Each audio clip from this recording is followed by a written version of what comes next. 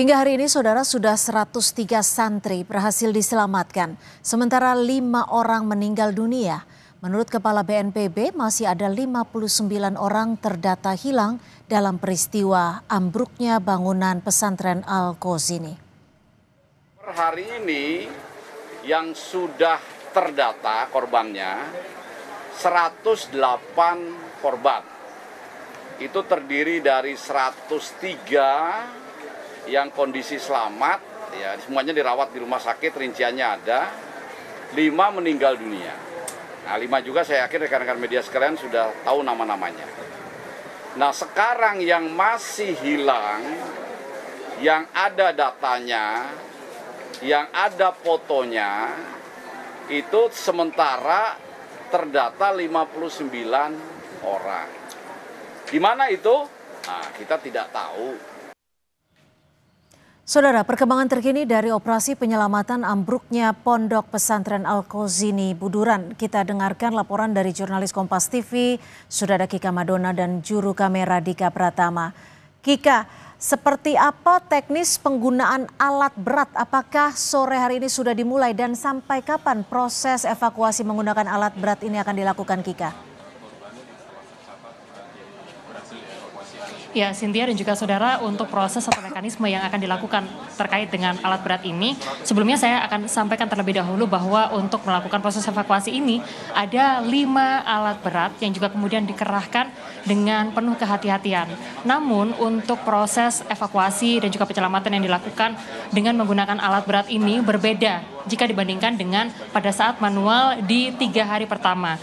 Jadi untuk proses dengan menggunakan alat berat ini dilakukan evakuasinya hanya sampai hari menjadi gelap seperti itu, atau tidak sampai dilakukan selama 1 hari 24 jam seperti manual sebelumnya. Ini karena memang secara pencahayaan ini menjadi kendala sehingga untuk proses evakuasi ini dilakukan tidak sampai malam hari.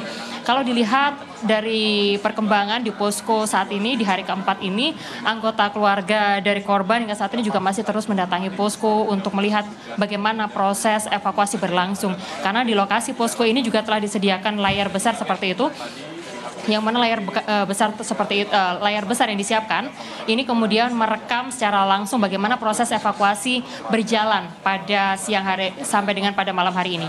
Penggunaan alat berat sudah dilakukan sejak pukul 11.30 waktu Indonesia bagian Barat, dan untuk mekanisme pemilihan penggunaan alat berat ini juga sudah melalui sejumlah kesepakatan dan juga asesmen. Jadi asesmen yang juga sudah dilakukan ini 3 kali dilakukan oleh Badan SAR, diantaranya adalah memastikan bahwa di lokasi ini sudah tidak ada tanda-tanda kehidupan, sehingga akhirnya dari tim SAR kemudian dan juga BNPB dan juga pemerintah Provinsi Jawa Timur berkomunikasi langsung dengan para wali murid dan juga orang tua untuk kemudian menanyakan apakah akan melanjutkan untuk ke tahap selanjutnya, yaitu dengan penggunaan alat berat ini. Dan tadi setelah melalui proses pertanyaan tersebut atau pendekatan seperti itu, yang juga kemudian akhirnya disepakati bahwa untuk proses evakuasi ini akan berlanjut dengan menggunakan alat berat. Sampai kapan untuk penggunaan alat berat ini dilakukan? Tadi kalau berdasarkan informasi yang kami terima, bahwa proses evakuasi ini masih akan terus dilakukan sampai seluruh korban ini berhasil terevakuasi. Tentunya ada beberapa protokol yang juga kemudian diberlakukan selama masa evakuasi ini berlangsung. Salah satunya adalah karena dikhawatirkan terjadi getaran dan juga berpengaruh terhadap bangunan-bangunan lain yang ada di sekeliling lokasi tempat kejadian perkara. Ini dari pihak baik itu Basarnas dan juga BNPB memberlakukan garis batas seperti itu dan tidak memperbolehkan masyarakat untuk kemudian mendekati baik itu wali murid, orang tua maupun juga masyarakat sekitar untuk mendekati lokasi. Bahkan gedung-gedung bertingkat ini juga kemudian sudah dikosongkan selama masa evakuasi berlangsung sejak pukul 11.30 waktu Indonesia bagian Barat tadi. Sementara itu saudara, tadi juga sudah disampaikan bahwa untuk proses evakuasi ini juga melibatkan sejumlah personil gabungan, diantaranya adalah ada 219 orang petugas yang juga kemudian dilibatkan tentunya dengan kemampuan-kemampuan khusus yang juga kemudian mumpuni untuk melakukan proses evakuasi, karena evakuasi ini dilakukan dengan penuh kehati-hatian. Dan memang hal ini menjadi satu hal atau protap utama karena memang untuk proses evakuasi ini di dalam lokasi bangunan diperkirakan masih ada korban yang juga kemudian terjebak. Jadi untuk data terbaru yang kami terima ini adalah ada 108 korban yang telah terevakuasi, 5 diantaranya meninggal dunia, 103 selamat, dan diperkirakan yang diduga masih terjebak ini sebanyak 59 orang sedang dalam pencarian. Demikian Cynthia. Iya, Kika, lalu ada berapa alat berat yang diterjunkan dan targetnya berapa lama untuk mengevakuasi seluruh korban yang memang disebutkan masih ada 59 orang yang hilang? Kalau tadi Anda menanyakan sampai kapan, ini tadi juga sempat kami konfirmasi, adakah target waktu kapan sekiranya untuk proses evakuasi ini akan berlangsung.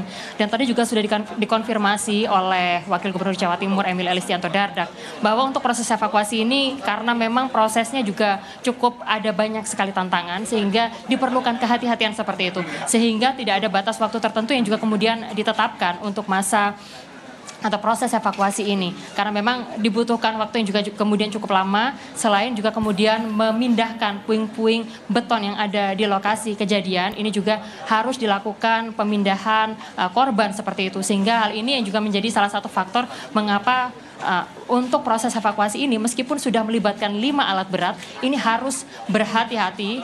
Dan yang juga kemudian saat ini masih kami pantau di lokasi adalah keluarga juga masih terus berdatangan untuk memastikan anggota keluarganya bisa segera teridentifikasi dan terevakuasi. Jadi sampai kapan posko juga masih akan terus ada untuk kemudian melayani baik itu wali murid, orang tua yang hingga saat ini juga masih mencari tahu keberadaan dan juga proses evakuasi dan juga proses identifikasi yang juga kemudian sudah berlangsung. Baru saja Cynthia dan juga saudara datang Menteri Muhaimin Iskandar yang tadi juga memastikan bahwa memang ini menjadi bencana nasional dan juga mendapat perhatian dari Presiden Prabowo Subianto, sehingga untuk penanganannya yang juga menjadi poin utama dari kunjungan hari ini adalah untuk memastikan bahwa untuk pembangunan selanjutnya baik itu pondok pesantren maupun masjid dan juga fasilitas-fasilitas keagamaan lainnya ini sesuai dengan standar. Hal itu yang tadi ditekankan oleh Muhaimin Iskandar. Demikian. Terima kasih jurnalis Kompas TV Kika Madona melaporkan langsung dari Sidoarjo, Jawa Timur.